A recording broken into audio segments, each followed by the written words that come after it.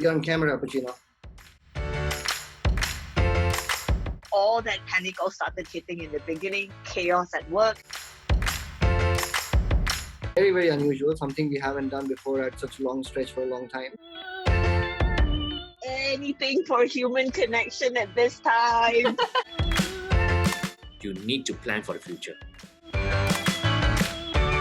What this has really taught me is to really be humble. We are all humans going through the same situation.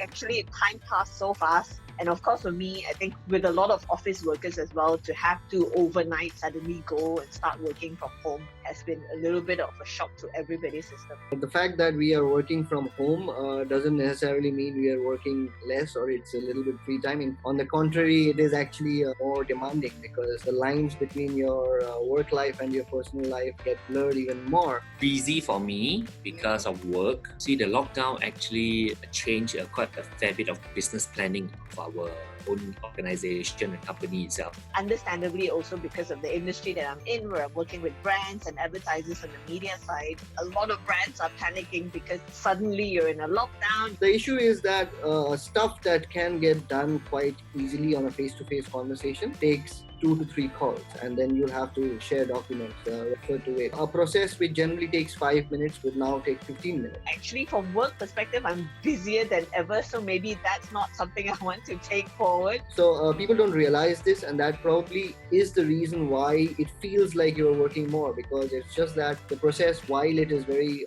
smooth and digitally enhanced, it does take up a little bit more time and effort to get things done. But I think over time now, everyone's starting to understand what's really happening. So it's getting calmer now. And my fiance does give me a little bit of flack about being cooped up in this little makeshift office room all the time. I want to now start to get back to that normalcy of work and life balance. Now, let me tell you what is the positive thing that happened from this MCO. Our OPR of the Bank Negara, Malaysia, has actually cut twice this year. And I'm anticipating 2 more times of rate cuts. If that happens, 2021 onwards, it's going to be a smooth, sustainable, slowly, gradually sustaining any potential drop of property prices. I think it allows us to think more clearly, simply because when you get into a conversation face to face at the spur of a moment, you don't always think through your thoughts while communicating fully. When you do that on a video call, you are prepared much more. I would say things would have been pushed back, deferred by about 6 months, but that actually also gave us a chance to be able to avoid high risk or bigger mistakes. One of the few things that I noticed is that I have now started to become a little bit of a germaphobe. It's like now it's like mask, and I don't shake hands to people, in a way that it created that realization that we do take all these things for granted, the hygiene, the health and the safety. So that is one thing that at least it's gonna stick for me, right? One of the things that I do now, or I find time to do now very often, is to read, which I wish I had more time to do. But also gave me a lot of opportunity to enjoy 2 things.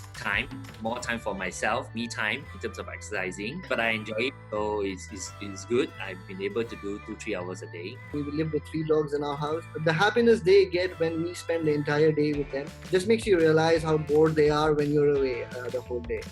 Being my fiance, both will try to make sure that we make the most of our time with them. And I think that's it. That's the simple thing. The second part is actually probably time at home.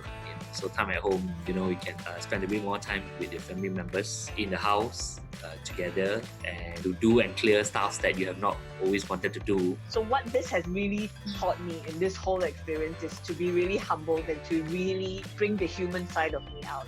Whatever it is that we're going through, your T20, your M40, your B40, all of us are in the same situation together. It is a wake-up call. I mean, believe it or not, it's a virtuous wake-up call if you really ask me, because it kind of brings back your focus to what is necessary and how much little do you really need to live life sufficiently. When the MCO was ordered, You did not go and buy another car. You went and bought food. So that is kind of a realization, right? That car is not important for your existence. What is important is people around you and the basic minimum living. So that is something that is of a lot of quality, that kind of thinking, and I think that is something that I would like to hold on to. Understand and appreciate what different people have to go through with this. I'm thankful and I'm privileged that I still have a job, that I didn't get a pay cut. I'm thankful that at least my family members are all safe and healthy at home. So it's all these little things that it has taught me, is to be really appreciative and really be contented and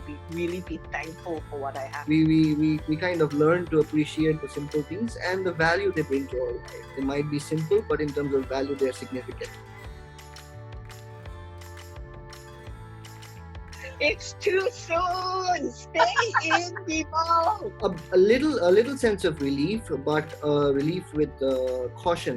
The pandemic itself is of a very uncertain nature, and the virus itself, we don't have a vaccine or anything, right? Well, government's got a new directive now, so we'll see what happens. I know that you need the economy to go back. You want businesses to be able to make money, and I understand a lot of people are struggling and they need to start making money again. But I felt the conditions are not strict enough, from being complete lockdown to now starting to, let's get back to normal. I think it's too soon. It depends on people being responsible about it, and I hope we all are. While it is an absolute relief to be able to go out of the house, there are certain checks and balances along the way that we need to observe. But I also do appreciate that some more sensible business owners are trying to take the government's directive as a guideline, and they want to protect their people. And it is really up to the individual businesses how they want to manage this. I just hope people are responsible with that, because without it, it might deteriorate the situation, which none of us want to. So while the relief is there, let it not override the responsibility.